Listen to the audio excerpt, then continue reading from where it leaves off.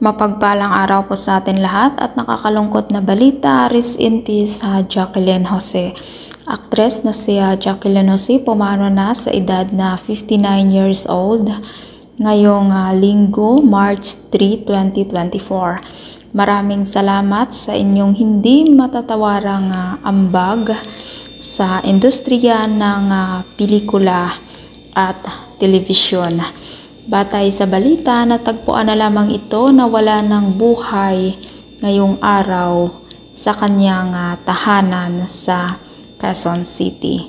Huli itong napapanood sa FEJ Batang Quiapo bilang Chief Espinas. At nakakalungkot kasi hindi na ito mapapanood sa Batang Quiapo. Kaya nakikiramay po kami sa buong pamilya ng niya Jacqueline Jose. At kung ikaw hindi pa nakasubscribe ng aking channel, mag-subscribe ka na sa aking channel, Ives Velasco. Maraming salamat at mapagpalang araw po sa ating lahat.